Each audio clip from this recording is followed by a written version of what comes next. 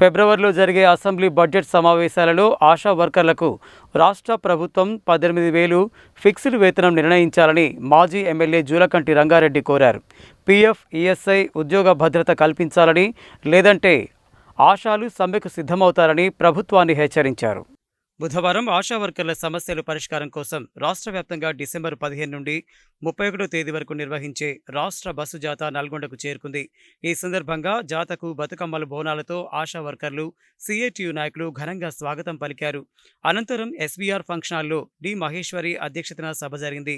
ఈ సభకు ముఖ్య అతిథిగా విచ్చేసిన మాజీ ఎమ్మెల్యే జూలకంటి రంగారెడ్డి మాట్లాడుతూ ఆశాల వేతనాలు పెంచడంతో పాటు ఉద్యోగ భద్రత కల్పిస్తామని, కనీస వేతనం 18,000 రూపాయలు పెంచుతామని కాంగ్రెస్ తన ఎన్నికల మేనిఫెస్టోలో పెట్టి ఆశాల ఓట్లతో అధికారంలోకి వచ్చిన తర్వాత ఆశాల సమస్యలు పరిష్కరించడంలో నిర్లక్ష్యంగా వ్యవహరిస్తుందని, ఆశాల సమస్యలు పరిష్కరించాలని సిఐటియు నాయకత్వంలో ఆరోగ్య శాఖ మంత్రి రాష్ట్ర ఉన్నత అధికారులకు, ఎమ్మెల్యేలకు, మంత్రులకు అనేకసార్లు వినతి పత్రాలు ఇచ్చినా సమస్యలు పరిష్కరించలేదని అన్నారు.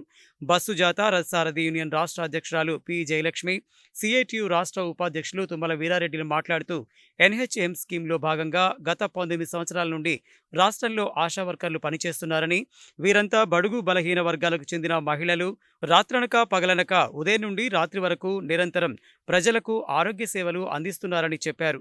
కేంద్ర రాష్ట్ర ప్రభుత్వాలు కార్మిక వ్యతిరేక విధానాలను అవలంబిస్తున్నాయని, వీటికి వ్యతిరేకంగా నిర్వహించే ఆశా వర్కర్ల బస్సు జాథా డిసెంబర్ 31న హైదరాబాద్ ఇందిరా పార్కు దగ్గర జరిగే ముగింపు బహిరంగ సభను జయప్రదం చేయాలని కోరారు. అనంతరం ఎస్బీఆర్ ఫంక్షన్ హాల్ నుండి సుభాష్ విగ్రహం, మైసయ్య విగ్రహం మీదుగా పెదగడియారం వరకు ఆశా వర్కర్ల భారీ ప్రదర్శన నిర్వహించారు.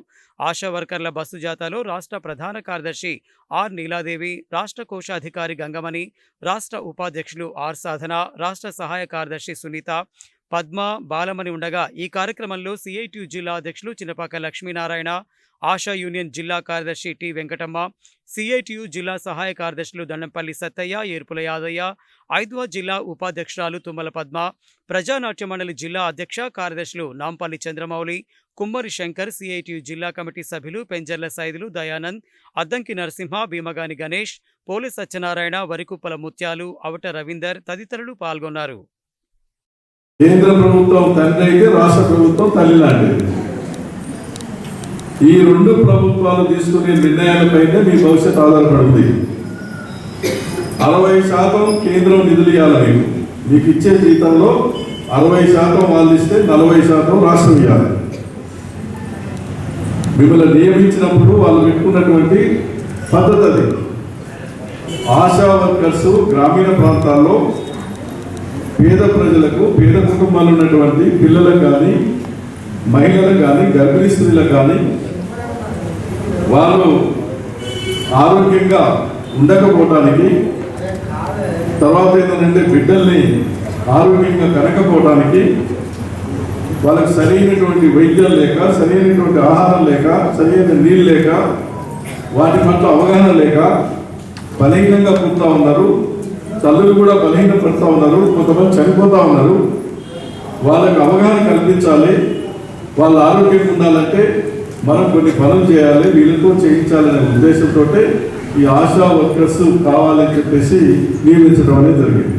18,000 ఫిక్స్డ్ వేతనం నిర్ణయం చేసి జీవోలు ఇవ్వాలి. ఇతర డిమాండ్స్ మీద కూడా మాకు హామీలు ఇచ్చారు. అవి కూడా జీవోలు ఇవ్వాలనేసి మేము డిమాండ్ చేస్తున్నాం. అందుకని ప్రభుత్వం ఇప్పటికైనా స్పందించకపోతే, తొందరగా పరిష్కారం చేయకపోతే, ముగింపు సభలోపు 31వ తేదీలోపు స్పందించకపోతే మా పోరాటాన్ని మరింత ఉధృతం చేస్తాం. ఎంత ఉధృతం చేస్తామంటే మొత్తం రాష్ట్రంలో పనులన్నీ బంద్ చేసి నిరవధిక సమ్మెకు మేము దిగుతామనేసి కూడా ఈ కాంగ్రెస్ ప్రభుత్వాన్ని హెచ్చరిక చేస్తున్నాం. పోరాటం మీద ఈ నెల 17 నుంచి బస్ జాథా మొదలైంది. 25వ తారీఖు నల్గొండ చేరుకున్నందుకు బస్ జాథా బృందానికి అందరికీ కృతజ్ఞతలు పేరు పేరున.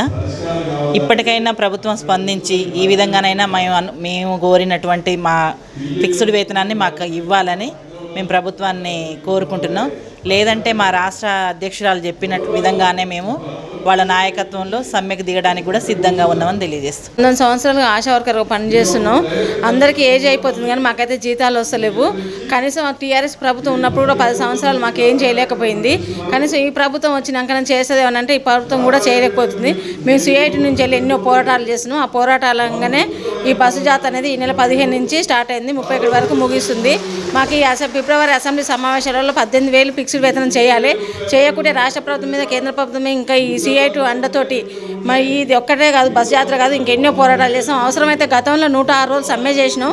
ఇప్పుడు కూడా అవసరమైతే 200 రోజులైనా నిరోధిక సమ్మె చేసేందుకు మా ఆశాలు సిద్ధంగా ఉన్నారు.